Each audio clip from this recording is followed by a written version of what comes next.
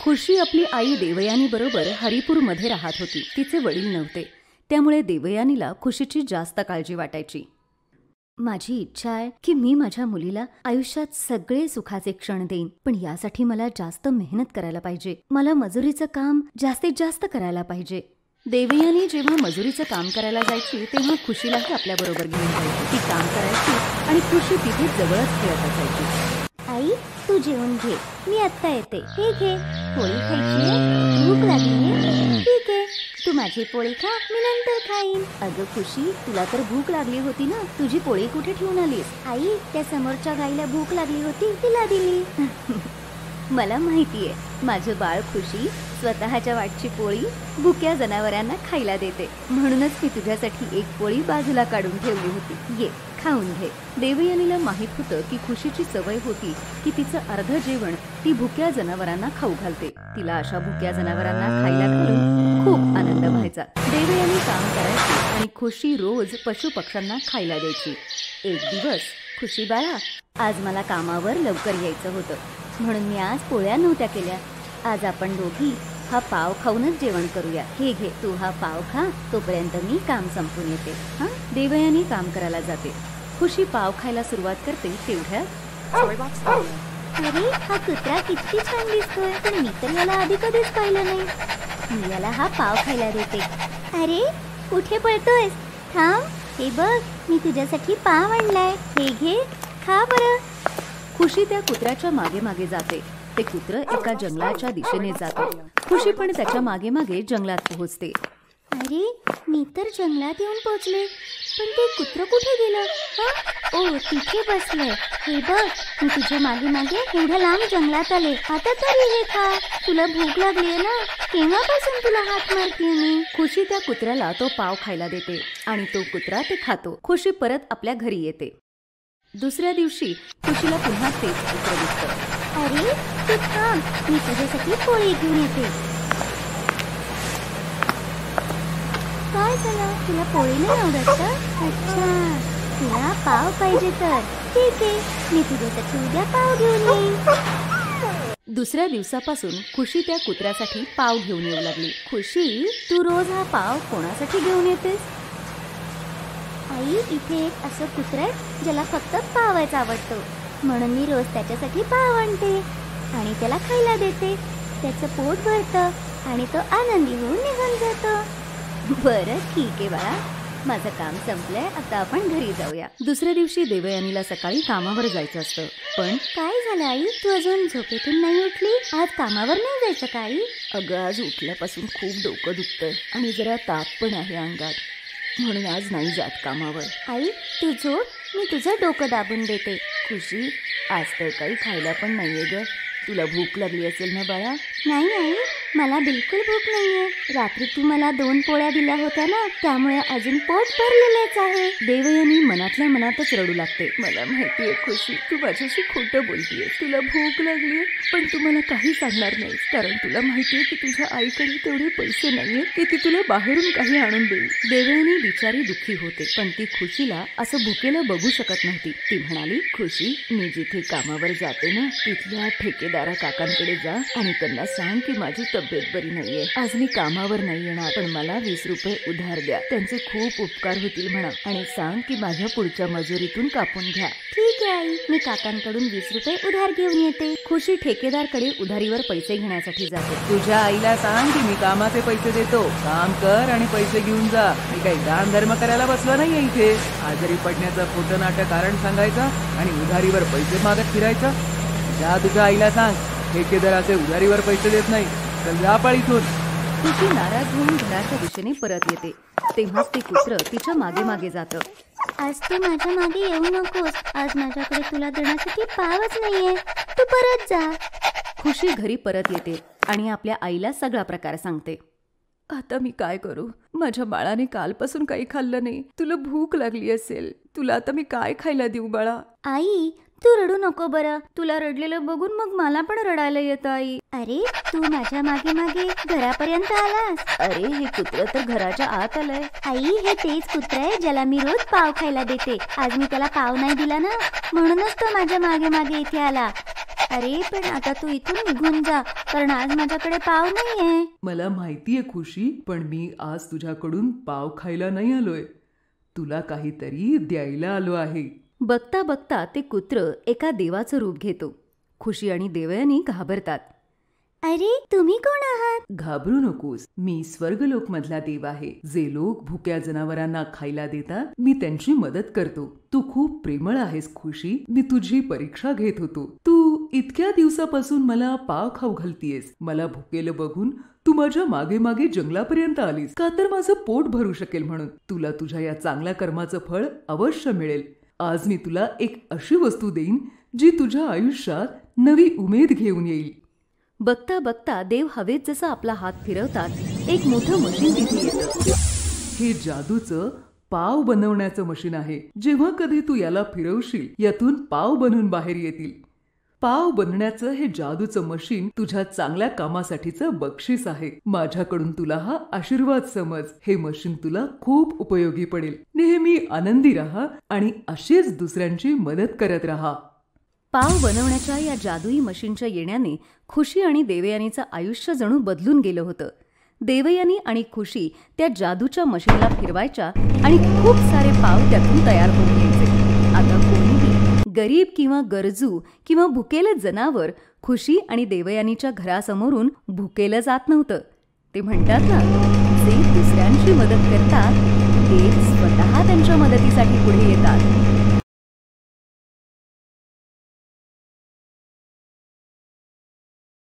बस स्टॉपवर थांबून काही जण बसची वाट बघत होते.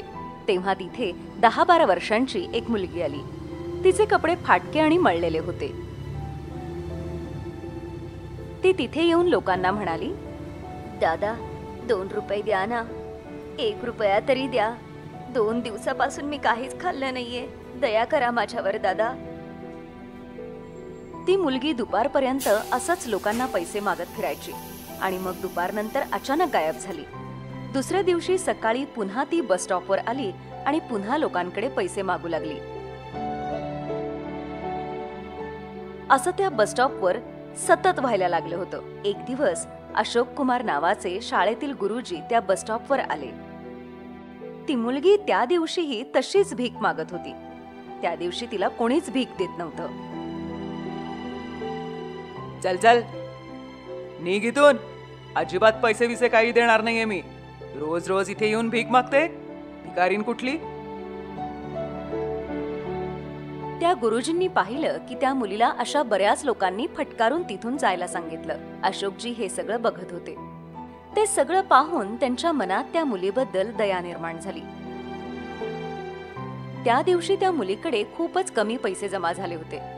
ते पैसे घेऊन ती तिथून जायला निघाली तर अचानक एका दगडाची ठेच तिला लागली आणि जे काही थोडेफार पैसे तिच्याकडे जमलेले होते तेही बिचारीच्या हातातून गटारातल्या पाण्यात पडले. त्या मुलीने पैसे काढायचा खूप प्रयत्न केला, पण तिला ते मिळाले नाहीत.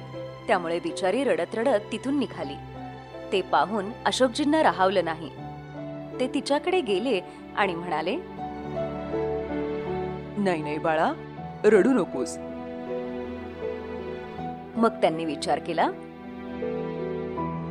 हिला थोडे पैसे देतो. पण ही जर भीक मागणाऱ्यांच्या टोळीमधली असली तर, जे मुलांकडून जबरदस्ती भीक मागायला लावतात, कदाचित असंही होऊ शकतं की ही या पैशातून काही वाईट नशा करेल. अशा प्रकारे पैसे मिळवून नशा करणं हे या मुलांसाठी अगदी सामान्य आहे. असा सगळा विचार करून ते म्हणाले, अच्छा बाळा, मला सांग, तू या सगळ्या पैशांचं काय करशील? या पैशातून मी खायला घेईन काका. ही खोटं तर बोलत नाहीये. चल मग, मी तुला खायलाच घेऊन देतो. मग अशोकजी तिला खायला घेऊन देतात. ते खाण्याचं सामान घेऊन ती मुलगी तिथून निघून जाते. ही मुलगी हे सामान टाकून देऊन पुन्हा भीक तर नाही ना मागणार. मी थोड्या वेळ इथेच थांबून बघतो.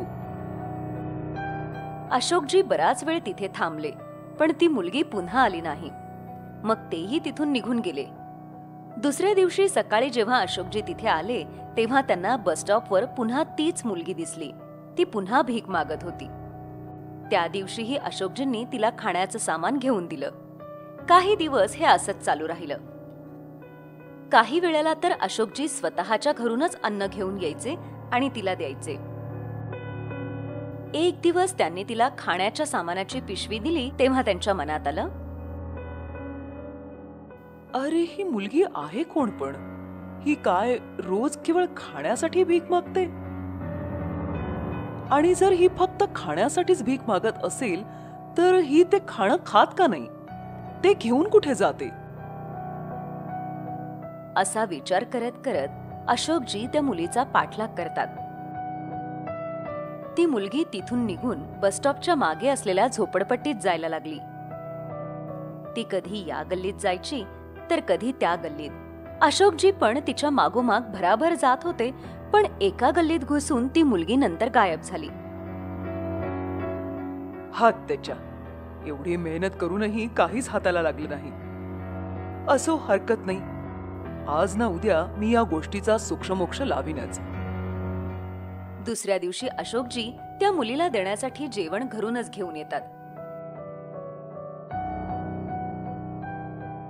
हे घे बाळा, जेवण करून घे. आज तू इथेच बसून का नाही खात? ते काका, ते मी खाईन ना आरामात. तुम्ही काळजी नका करू. अगं मग इथेच खा ना. तसेही जेवण अगदी गरम गरम आहे. नंतर थंड झाल्यावर चांगलं नाही लागणार. मी घरी जाऊन आरामात खाईन काका. तुम्ही खरंच काळजी नका करू. असं म्हणून ती मुलगी तिथून भराभर जायला निघते. आज तर मी हे शोधूनच काढणार की शेवटी ही मुलगी या खाण्याचं नेमकं करते तरी काय. असा विचार करून अशोकजीही त्या मुलीचा पाठलाग करण्यासाठी भराभर चालू लागतात. ती मुलगी पुन्हा त्याच झोपडपट्टीच्या रस्त्याने जाते आणि त्याच गल्लीबोळात फिरते. आज अशोकजींनीही ठरवलंच होतं की ते हे शोधूनच काढणार की ही मुलगी नेमकी जाते कुठे. ती मुलगी अनेक गल्ल्या पार करत एका तोडक्या मोडक्या झोपडीत घुसते. अशोकजी पण तिच्या मागोमाग जाऊन त्या झोपडीपर्यंत पोहोचतात आणि त्या झोपडीच्या तुटलेल्या खिडकीतून ते वाकून बघतात. त्या झोपडीच्या आत सामान म्हणजे 2-4 भांडी, काही कळकट कपडे आणि स्कूल बॅग पडलेल्या होत्या. तिथेच एका तुटलेल्या कॉटवर एक बाई झोपली होती. चेहऱ्यावरून ती खूपच आजारी आहे असं दिसत होतं. तिथेच तिच्या पायाजवळ एक 7-8 वर्षांचा मुलगा बसला होता. ती मुलगी जेव्हा खाणं घेऊन आत आली तेव्हा तो मुलगा म्हणाला, आई आई, दीदी जेवण घेऊन आली. कॉटवर झोपलेली आई कशी बशी उठली आणि म्हणाली, देवा, काय नशीब आहे माझं. तुझ्या बाबांचं स्वप्न होतं आपल्या दोन्ही मुलांना खूप शिकवायचं, पण ते गेल्यानंतर या मुलांना शिकवणं तर लांब. मी माझ्या मुलांना 2 वेळचं जेवण सुद्धा देऊ शकत नाही. या जेवणासाठी माझ्या मुलीला देव जाणे कुठे कुठे भटकावं लागतं आणि किती लोकांसमोर हात पसरायला लागत असतील. असं जगण्यापेक्षा मेलेलंच बरं. असं बोलून ती आई रडायला लागते. रडू नकोस ग आई, तू फक्त लवकर बरी हो. देवाच्या मनात असेल तर मी आणि बबलू दोघं पुन्हा शाळेत जाऊ. तू खाऊन घे बरं आणि मग औषधं घे, नाहीतर तुझी तब्येत अजून बिघडेल. मग ती मुलगी आपल्या हाताने आईला आणि भावाला घास भरवते.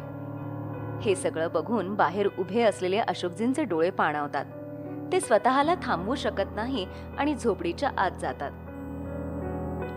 त्यांना बघून ती मुलगी आश्चर्याने उभी राहते आणि त्यांना म्हणते, काका तुम्ही? मला सगळं कळलंय बाळा.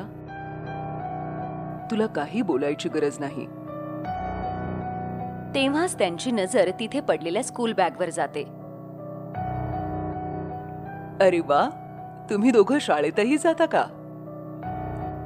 जात होतो, पण आता शाळा सोडून दिली काका. का? अभ्यास सोडून दिला याचं वाईट नाही वाटलं? वाईट तर खूप वाटलं काका, पण जेव्हापासून आई आजारी पडली, घरात एक पैसाही उरला नव्हता. घरात जेवढे पण पैसे साठवले होते सगळे आईच्या औषधांसाठी खर्च झाले. 2 दिवस आमच्या पोटात अन्नाचा एक कणही नव्हता आणि खाली पेट आईची औषधही काम करत नव्हती. त्यामुळे नाईलाज होऊन मला शाळा सोडून काम शोधावं लागलं. पण माझं वय बघून मला कोणीच काम द्यायला तयार नव्हतं. पण माझ्याकडे या मार्गाशिवाय दुसरा काहीच पर्याय नव्हता, भीक मागण्याशिवाय. या पापी पोटासाठी म्हणून काका. मी आजच तुझ्या आईला हॉस्पिटलमध्ये घेऊन जातो. मग काही दिवसातच तिला नक्की बरं वाटेल बघ. आणि तू आणि तुझा भाऊ उद्यापासूनच शाळेत जा. पैशांची काळजी तुम्ही करू नका. अशोकजींचं बोलणं ऐकून या तिघांच्याही दुःखी चेहऱ्यावर आनंद पसरतो.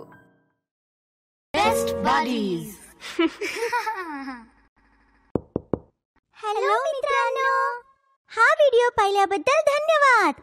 जर तुम्हाला हा व्हिडिओ आवडला असेल तर कृपया लाईक, सबस्क्राईब आणि कमेंट नक्की करा.